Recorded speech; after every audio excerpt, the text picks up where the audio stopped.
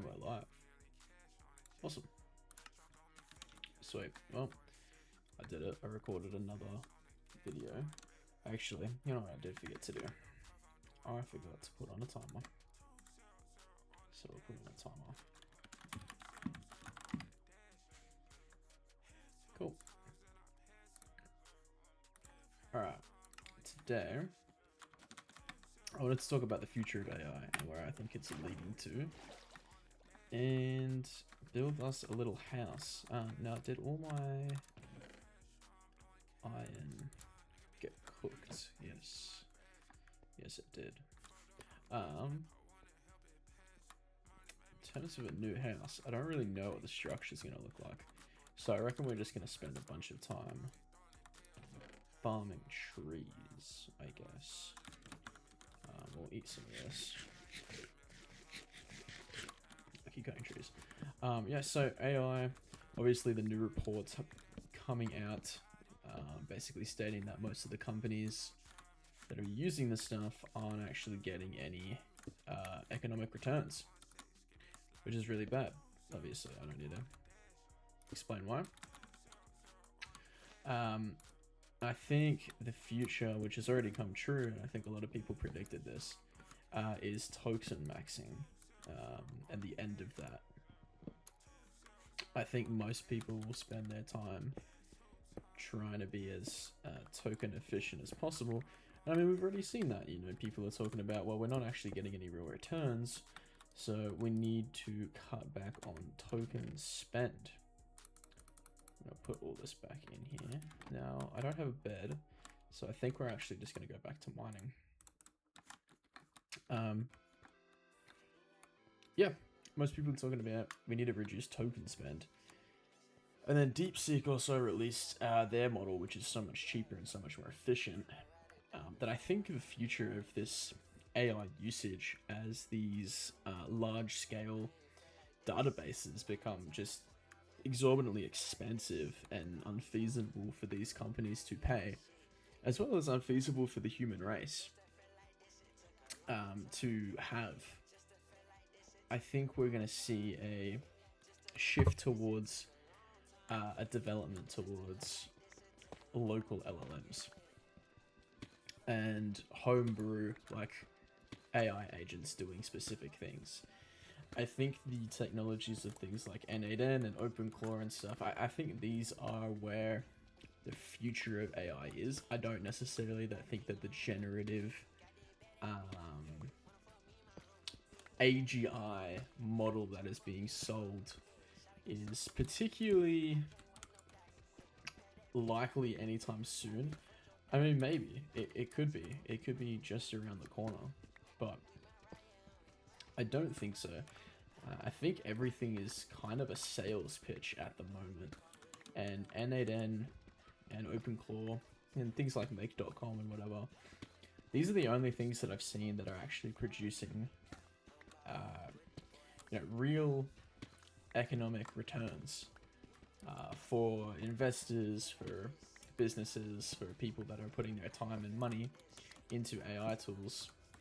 Yeah, it seems like the only thing generating a real return is things that can use an LLM to help make decisions and basically create an automation inputting some kind of data, using an LLM to scramble the data and manipulate it in some way, and then using the automation to output the data into something else. And I think that's the future. I think that LLM is going to be a local model, which is exciting, which is really, really exciting. It's also going to be quite concerning, giving people, that much power. I mean, that is a lot of freedom and technology to give to people, being able to make your own ChatGPT, your own Anthropics, not your own Anthropics, sorry, your own DeepSeeks, your own Claudes, things like that. I think as well what the AI industry really needs to do is they need to really get this coding, agentic coding down. And either it needs to be, okay, we'll make specific guardrails for a specific task. And so let's say you want to have an agent that's just debugging, and that's their whole job. They just debug. That's better than this like all-in-one package that they're trying to make, where you have to like put in all these conditions of your AI agents and all this kind of stuff. No one likes that stuff, man, at all. You know, and I don't blame them. I mean, it's really, really annoying to have to deal with. Oh, whoops. I don't know what I'm crafting. Oh, yep. And we'll go boom, boom, boom. There we go. Yeah, having to create all these guardrails because these agents themselves haven't been designed from the ground up to have a very specific role. They're just designed with extreme amounts of parameters and are built and trained on coding tasks. But I think the future of these agentic coding agents, sorry, not agentic coding agents, the future of agentic coding is going to be very specific, task-specific AI agents, because the amount of parameters that are required just makes the token spend too excessive.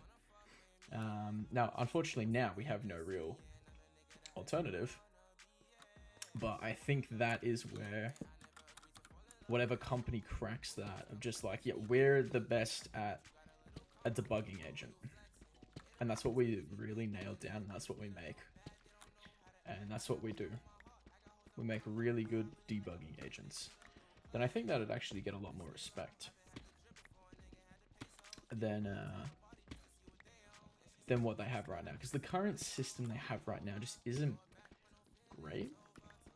It's not that good. Now I hope minus 53 is where diamonds are. Wait, let me quickly look it up. Diamonds, Minecraft, little 50 and minus 64. Okay. Cool. I'm hearing lava. It's not good. Well, this seems to be like a good level.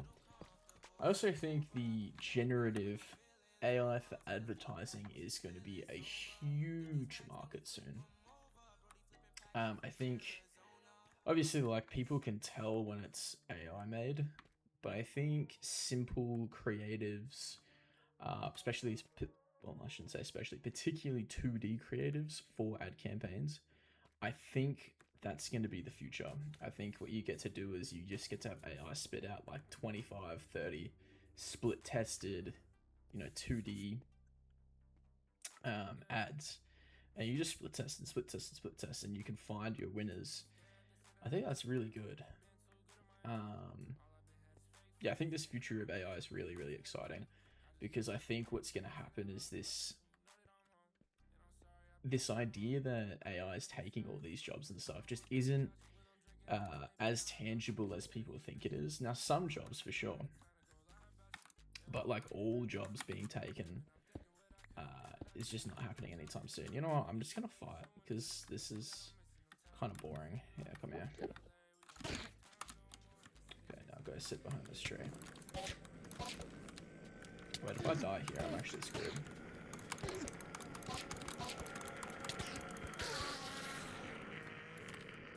Well, that wasn't worth it. I didn't get anything for that. Okay, do I have food here? Sub-zombie.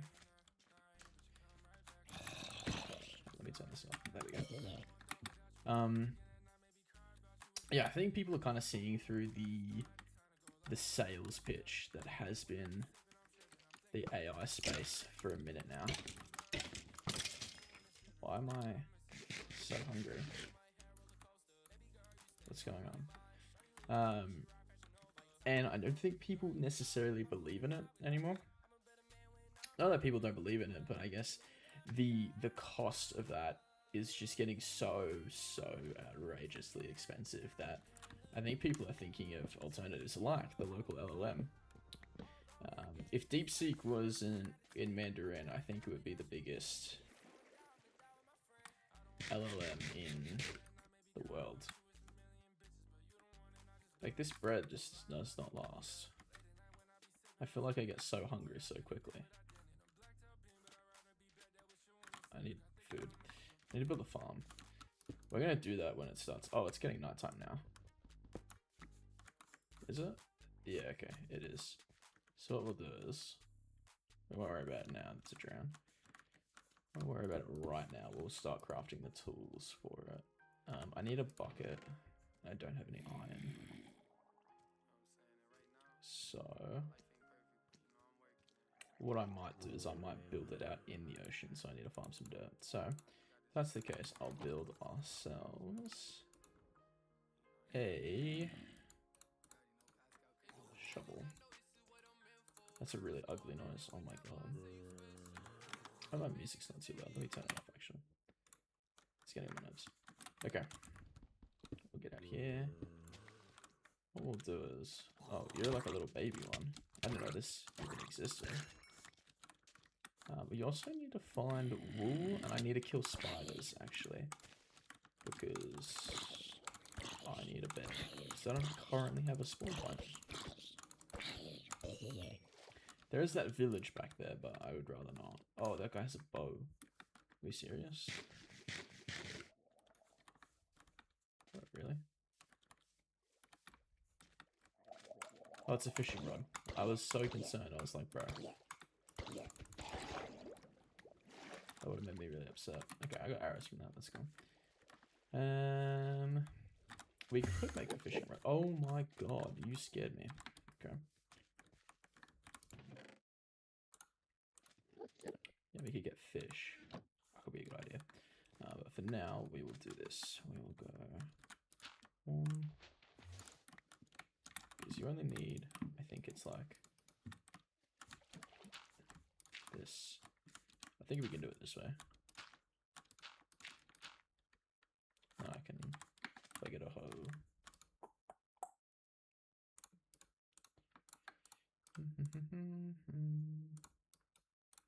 Like that. That, like that.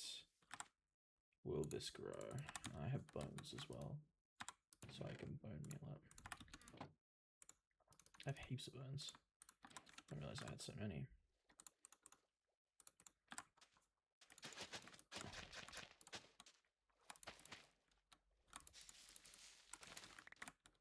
Nice. Let me...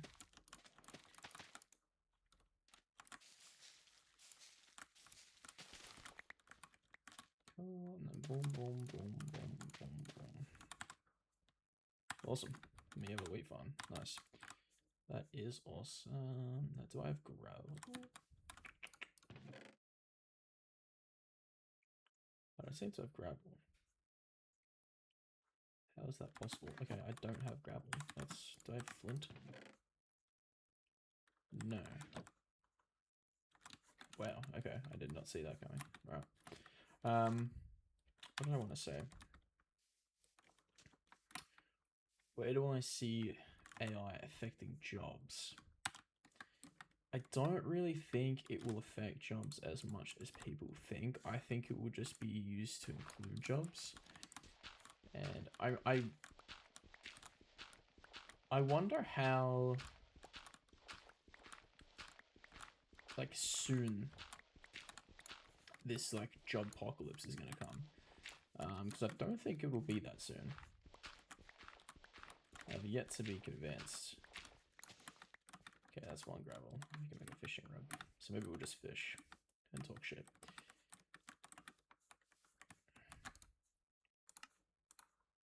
Okay, cool. In terms of, I guess, digital things, I mean, yeah, I think the biggest leverages for AI are definitely its ability to work 24/7. Right now, the problem with AI is that it's just not very good. And we need it to be better before it can be trusted to do large scale processes. Nice. We'll fish out here. What's this? Fish, okay. Now, what I do really like about where the future of AI is going is that the overhype into the stock market is going, and I really am appreciative of that, because it means that instead of people relying on OpenAI and Anthropic and these kinds of companies, we'll start to rely a little bit more independently. And so with that, it'll kind of be like a Microsoft Linux situation where I totally imagine a world where the next phases of AI and automation and agentic coding and all these kinds of things will have open source alternatives that will be free, if not self-hostable, like N8N is. And yeah, like that's a really good example. Actually, is we already see examples of this, of these platforms where they give you the service for free. You just self-host the actual token spend, and so you just take on the cost of the electricity, the compute basically, and other companies just give you the service, and you can just pay for the service. So you pay for the piece of software, you pay whatever it is. I think N8N is 25 euros a month, but that's including the compute. Whereas I think you can just pay for the service one time. You can get a license and then just self-host. And it's works really well for them. I mean, I'm a big advocate of N8N. I think it's extremely powerful. And I think we're only just seeing the beginnings of how automation interacts with businesses, people, creativity, coding, all these things. I think we're just on the on the tip of the iceberg, if you will. And I think people are starting to realize that as well. But they're also starting to realize that the path to get to the deeper parts of the iceberg is just too expensive. I mean, with PewDiePie's new release of I forgot the name of his agent, but that's the future, man. Those local LLMs. Now I know I think that's just a GPT-4 wrapper. But when people start making their own agents, it's going to be very, very scary in terms of what happens to jobs and what happens to people's ability to do economically productive activity that can't be automated. I don't think white collar work as we know it for the next 5 years will not have any AI influence. I think there just needs to be alternatives to make it more cost effective. So in terms of am I bearish or bullish on AI? I'm definitely bullish, but some things need to change before it can really be the dream that it's being sold as right now, because that's what it is. It's a fucking pitch. Like, let's be honest. It's a massive sales pitch at the moment. I just wanted to do this so I can make a bigger chest.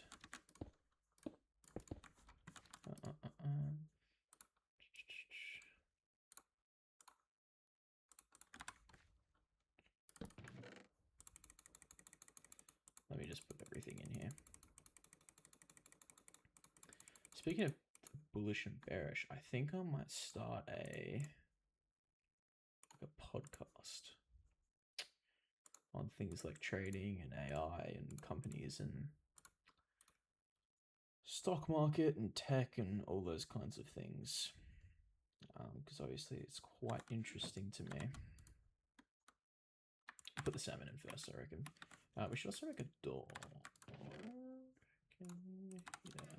Just gonna make an acacia door. Can I just have a normal door? Okay. That looks fucking ugly. My god. Okay, I'm gonna rip up this roof, I reckon.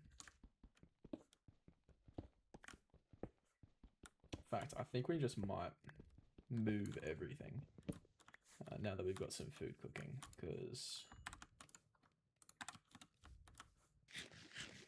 I really don't see the point in living like this. This is just squalor. I'm really excited for when the local LLMs do start coming though. I'm really excited to build my own I guess like server rack and host my own AI and stuff, because that stuff's really cool. And being able to use that and completely, you know, the idea with the self-hosting thing, I imagine as well, is that you could manipulate it and train it specifically to what you want it to do, which is extremely scary. I mean, you know, you could train it to create like extreme political propaganda by reading all these like political propaganda books, and you could train the model on how to propagate extremely well, because all it knows in its entire context is, you know, propaganda for your political perspective or opinion, I should say. So that's a little bit concerning, but I mean, it should be fine. It should be fine. Now I want to keep this separate, and I'm thinking, where do I want my house? I could make it a water house that connects to that ship. That could be kind of cool. I don't know. Could just make it like, I could make it over this, and I could have like a little pond. Yeah, I might do that. Yeah, we could terraform this a little bit. I can do it like that. Yeah, this could be nice. I have a little pond, a little moat, I should say, around the front of my house. I'm curious when the custom VSLs are going to start being made. That's going to be really interesting, I think. You know, specific sales and pitches and things like that, I think would be really, really interesting. As well as when chatbots actually start getting good enough to be considered human. That's going to be an interesting time as well. I wonder how much the cost has been for these companies trying to like integrate AI into their businesses, because it's not cheap stuff. I've always wondered like what the enterprise plans are of tokens, because they're not like expensive, but they're not cheap either. They're pretty up there, actually. I wouldn't even say they're like cost effective. They're actually not cost effective. They're pretty pricey. There also needs to be like what I think is going to happen is a universal prompting feature, because I think the idea that, you know, you can prompt your way out of anything is just not true. I mean, prompting will only get you so far before, you know, the AI just has its limitations and just can't do what it needs to do. I need this spider over here. I don't want this creeper to blow it up, because I actually want it silk so I can start making a bed. Okay, let me just keep walking around. Here we go. Oh, I don't want skeletons. This is getting very dangerous very quickly. So what we'll do is we'll just keep running. We'll keep killing spiders.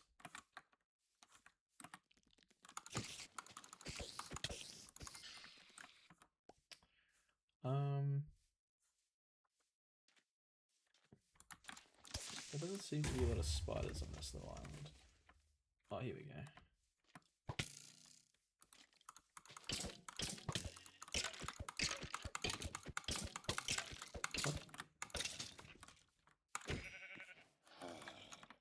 Oh, hello.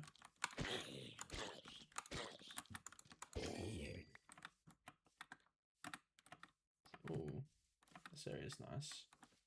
Nice and lush and green. Oh yeah, I need to eat. They're still following me. Wow. Those are the guys from before. That's crazy. Okay.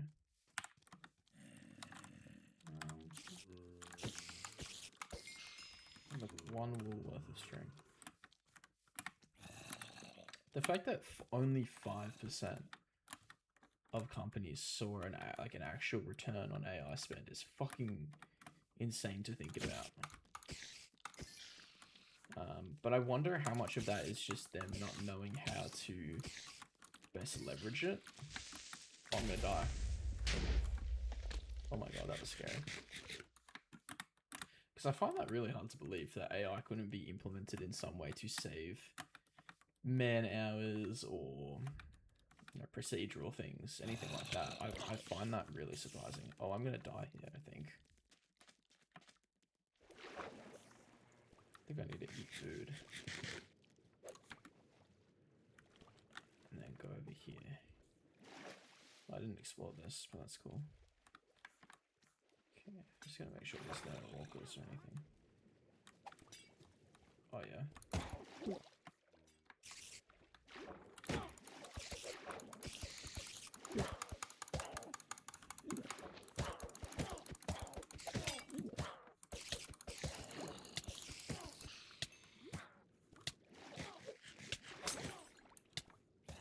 Oh, I'm gonna die.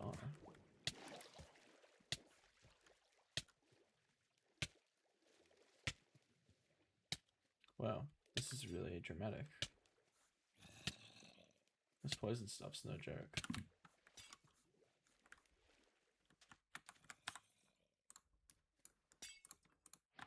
There's one blockable, so...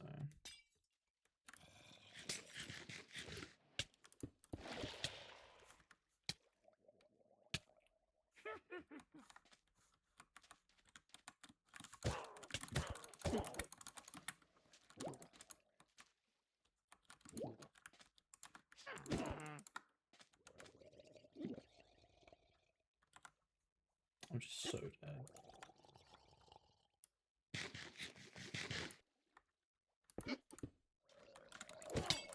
Wow.